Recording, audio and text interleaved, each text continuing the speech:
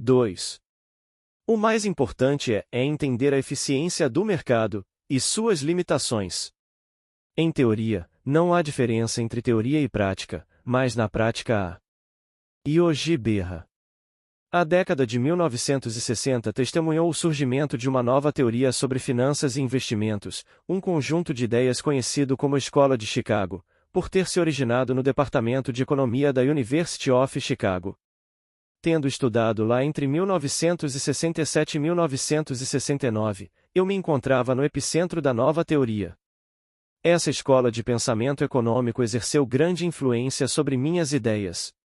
A teoria inclui conceitos que se tornaram elementos importantes das discussões sobre investimentos e aversão ao risco, volatilidade como definição de risco, retornos ajustados ao risco, risco sistemático e não sistemático, alfa, beta, a hipótese do passeio aleatório e a hipótese do mercado eficiente.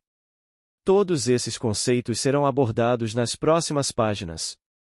Desde sua propositura, este último conceito se mostrou particularmente influente no campo dos investimentos, tão significativo que, aqui, merece um capítulo próprio. A hipótese do mercado eficiente afirma que há muitos participantes nos mercados, todos compartilham acesso aproximadamente igual a todas as informações relevantes.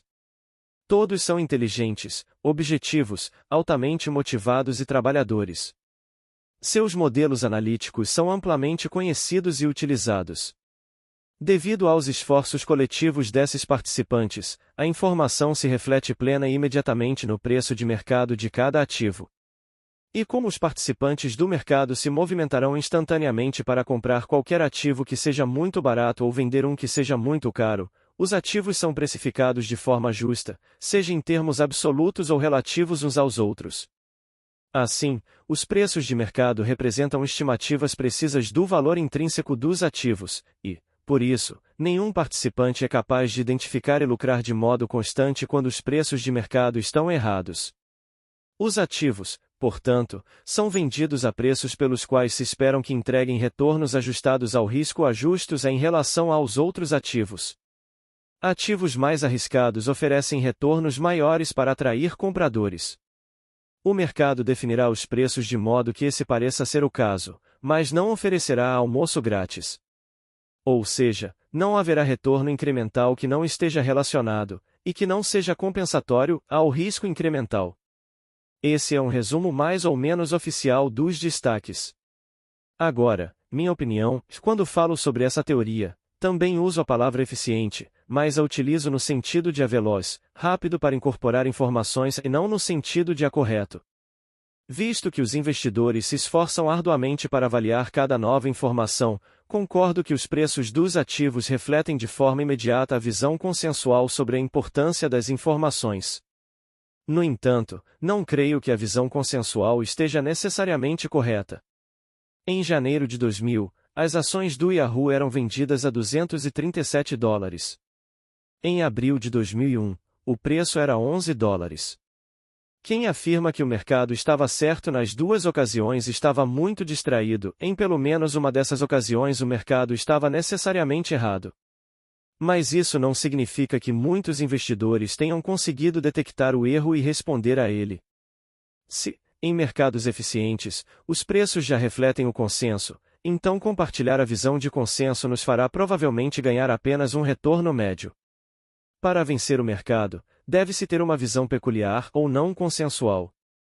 O ponto principal é o seguinte: mesmo que os mercados mais eficientes costumem errar na precificação dos ativos, não é fácil, quando trabalhamos com as mesmas informações que todos os outros e estamos sujeitos às mesmas influências psicológicas, manter, de modo constante, opiniões diferentes das emitidas por consenso e que, também, se aproximem mais de estar corretas.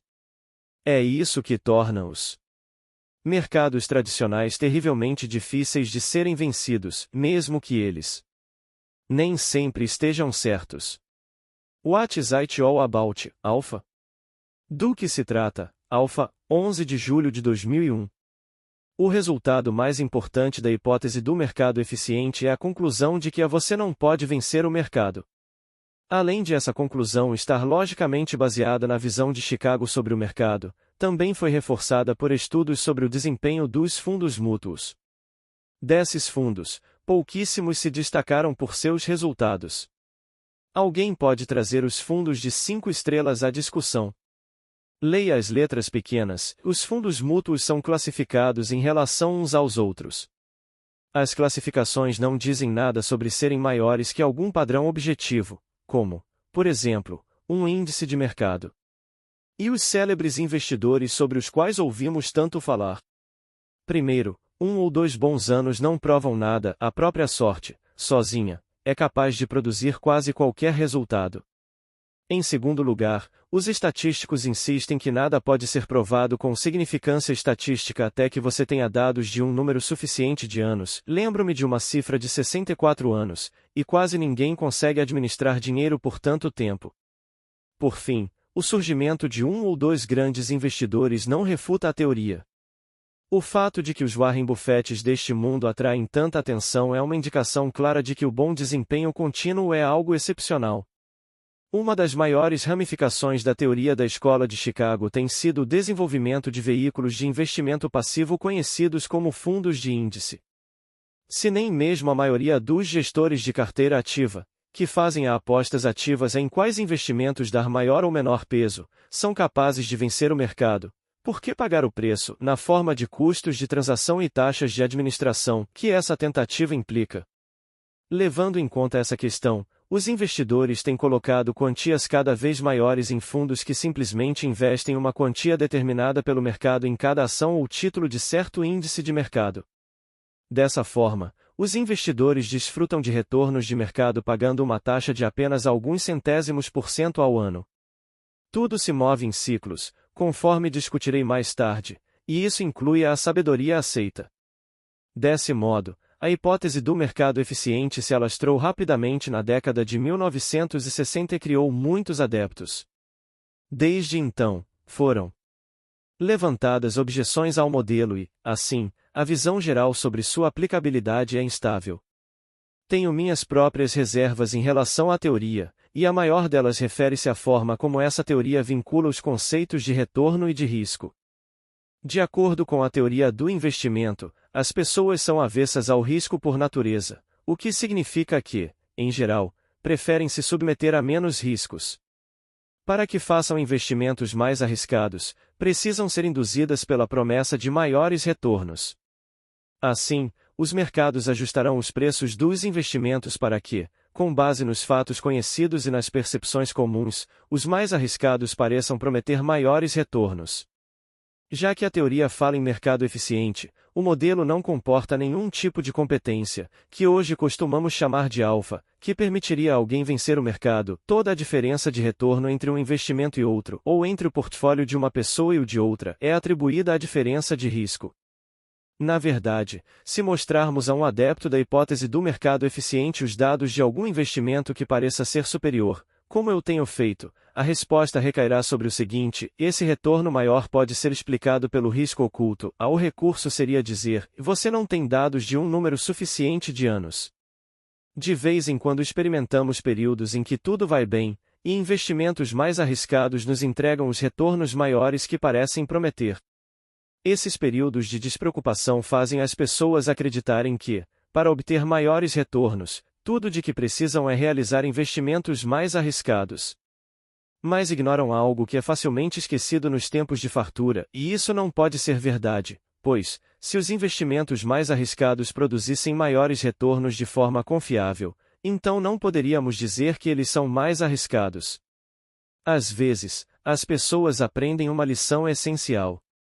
Percebem que nada, certamente, nem a aceitação indiscriminada do risco, cumpre a promessa de almoço grátis, e assim, são novamente lembradas sobre as limitações da teoria do investimento.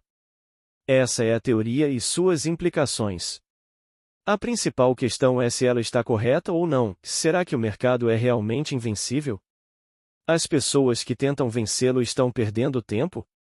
Os clientes que pagam taxas aos gestores de investimentos estão desperdiçando seu dinheiro? Como a maioria das outras coisas no meu mundo, as respostas não são simples e, certamente, não podem ser respondidas com a sim ou a não. Não acredito que a noção de eficiência de mercado mereça ser imediatamente descartada. Em princípio, é justo concluir que, se milhares de pessoas racionais e capazes de fazer cálculos coletarem informações sobre um ativo e o avaliarem de forma criteriosa e objetiva, o preço do ativo não deverá ficar muito distante de seu valor intrínseco. Os erros de precificação não devem ser comuns, isso significa que deve ser difícil vencer o mercado. Na verdade, algumas classes de ativos são bastante eficientes. Na maioria dessas, a classe de ativos é amplamente conhecida e tem um amplo número de seguidores. A classe é socialmente aceitável, não controversa ou tabu. Os méritos da classe são claros e compreensíveis, pelo menos aparentemente, e as informações sobre a classe e seus componentes são distribuídas de forma ampla e uniforme. Se essas condições forem atendidas, não há razão para que a classe de ativos seja sistematicamente negligenciada, mal interpretada ou subestimada. Veja o exemplo do câmbio. O que determina os movimentos de uma moeda em relação à outra? Taxas de crescimento futuras e taxas de inflação. É possível que uma única pessoa seja capaz de saber sistematicamente muito mais sobre esses determinantes do que todas as outras? Provavelmente não. E, se não, então ninguém deve ser capaz de obter retornos ajustados pelo risco regularmente acima da média por meio de negociação cambial. E os principais mercados de ações, como a Bolsa de Valores de Nova York? Aqui milhões de pessoas estão prospectando, motivadas pelo desejo de lucro. Todas possuem as mesmas informações, na verdade, um dos objetivos da nossa regulamentação de mercado é que todos devem, ao mesmo tempo, ter acesso às mesmas informações das empresas. Com milhões de pessoas fazendo análises semelhantes com base em informações semelhantes, com que frequência as ações acabam sendo mal precificadas e com que regularidade uma pessoa pode detectar erros nos preços? Resposta: com pouca frequência e de forma pouco confiável. Mas essa é a essência do pensamento de segundo nível. Pensadores de segundo nível sabem que, para alcançar resultados superiores, precisam ter uma vantagem em relação às informações, à análise ou a ambas. Eles estão alertas para os casos de uma percepção errônea. Meu filho, Andrew, é um investidor em ascensão, ele tem muitas ideias para realizar investimentos atraentes, todas baseadas em fatos atuais e perspectivas do futuro. Mas ele foi bem treinado. Sua primeira pergunta-teste é sempre a mesma: quem não sabe disso? No vocabulário da teoria, pensadores de segundo nível confiam na ineficiência. O termo ineficiência generalizou-se nos últimos 40 anos como contraponto à crença de que os investidores não podem vencer o mercado. Penso que descrever um mercado como ineficiente é uma maneira de dizer que ele está propenso a erros que podem ser aproveitados. De onde vêm os erros? Vamos considerar as suposições que sustentam a teoria dos mercados eficientes.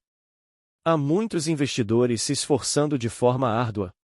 Eles são inteligentes, diligentes, objetivos, motivados e bem equipados.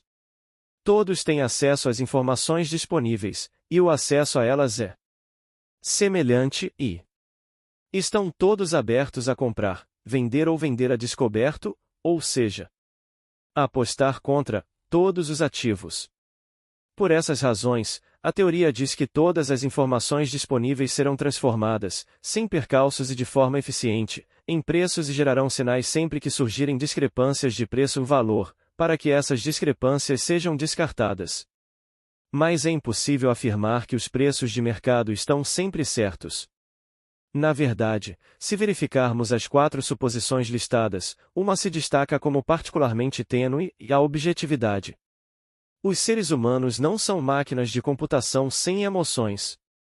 De fato, a maioria das pessoas é motivada por ganância, medo, inveja e outras emoções que tornam a objetividade impossível e oferecem espaço para erros consideráveis.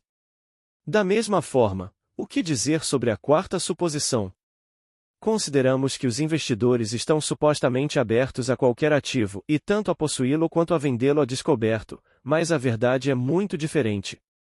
A maioria dos profissionais trabalha com certos nichos específicos de mercado, alguns trabalham no departamento de renda variável, outros são gestores de títulos. E a porcentagem de investidores que vendem a descoberto é realmente pequena. Quem, então, toma e implementa as decisões que afastariam os erros relativos de precificação entre as classes de ativos?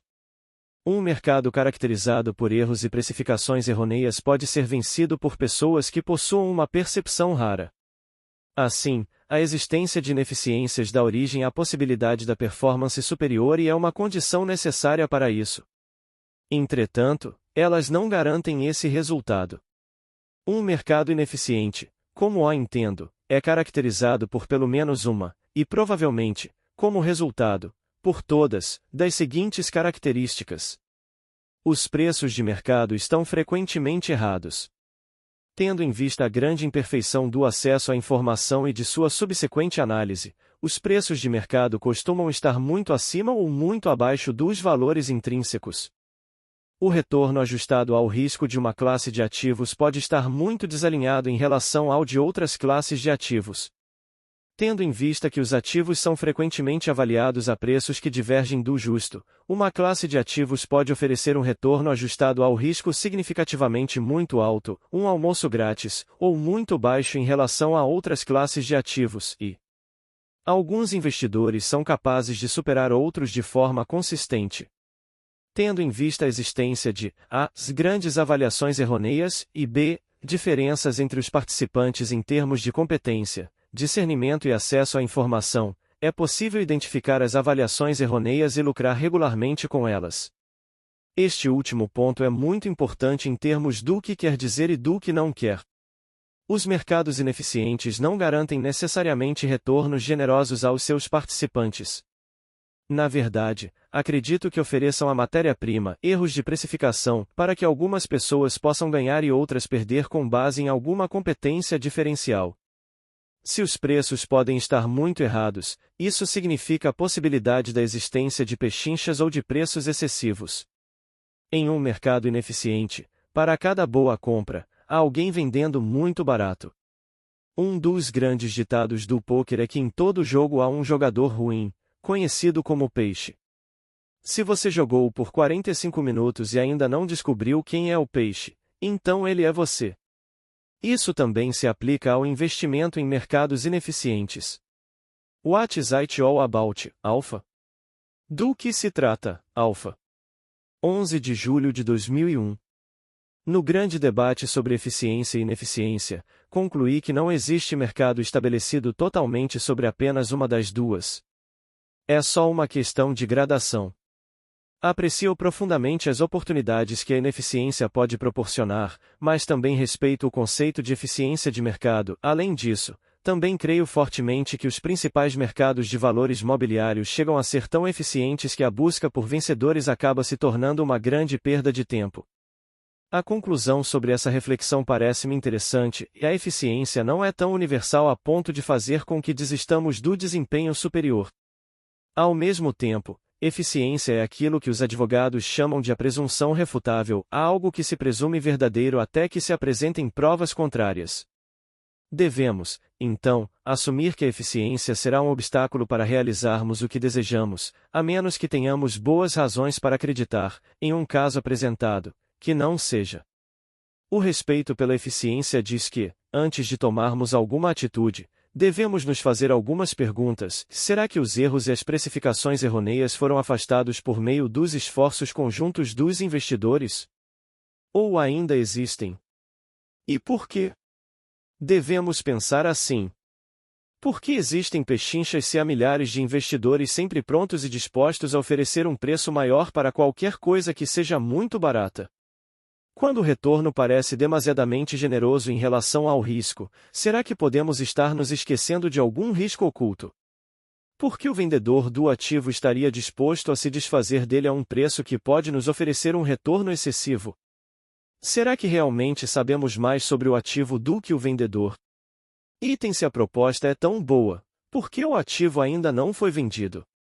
Outra coisa que se deve levar em consideração, só porque existem eficiências hoje não quer dizer que sejam eternas. Aqui o ponto principal reside no fato de a ineficiência ser condição necessária para a obtenção de retornos superiores. Tentar obter desempenho superior em um mercado perfeitamente eficiente é como um cara ou coroa, nossa melhor probabilidade é de 50%. Para que investidores estejam um passo à frente, é preciso haver ineficiências no processo subjacente, imperfeições, erros de precificação, que possam ser aproveitadas. Mas, mesmo que tomemos sua existência como certa, isso não garante que vamos superar o mercado. Os preços nem sempre são justos, e há erros que alguns ativos estão subvalorizados, outros, sobrevalorizados. E ainda precisamos ter uma percepção maior que a dos outros investidores para que consigamos comprar regularmente mais ativos do primeiro tipo e menos do segundo. Muitas das melhores pechinchas, em qualquer momento, são encontradas naquilo que outros investidores não podem fazer ou não querem fazer. Deixemos que acreditem que mercados não podem ser vencidos. A abstenção daqueles que não se expõem cria oportunidades para quem se arrisca. Será que a teoria do investimento, com sua noção de eficiência de mercado, equivale a uma lei física, universalmente verdadeira? Ou é apenas uma noção fantasiosa e irrelevante que deve ser ignorada? Não, já é uma questão de equilíbrio, decorrente da aplicação de um senso comum bem informado. Pessoalmente, a transformação de minha trajetória como gestor de investimentos se deu quando compreendi a relevância da noção de eficiência de mercado. A partir daí, concluí que deveria limitar meus esforços a mercados relativamente ineficientes, pois neles a competência e o trabalho árduo são mais bem recompensados. Apoiei-me em embasamento teórico, o que evitou desperdício de tempo com mercados convencionais, mas há limites na teoria, e compreendi que não é preciso aceitar completamente os argumentos contrários à gestão ativa. Em suma, acredito que a teoria deve embasar nossas decisões sem dominá-las. Ignorar a teoria por completo pode ser um grande erro. Podemos nos enganar, imaginar que é possível saber mais do que todos os outros, e com isso, vencer com regularidade em mercados altamente populosos. Podemos comprar ativos por seus retornos, e ao mesmo tempo, ignorar seu risco, adquirir 50 ativos correlacionados ao concluir equivocadamente que estamos diversificando. Por outro lado, aceitar a teoria em sua integralidade pode nos fazer desistir das pechinchas, entregar o processo para um computador e deixar de obter a contribuição de algumas pessoas muito competentes. A imagem aqui é a do professor de finanças que acredita na hipótese do mercado eficiente e está dando uma volta com um aluno. Não é uma nota de $10 no chão? Pergunta o aluno. Não, não pode ser uma nota de $10, responde o professor. Se fosse, alguém já teria pegado a nota. O professor vai embora, e o aluno pega a nota e toma uma cerveja. What is it all about, Alpha? Do que se trata, Alpha? 11 de julho de 2001.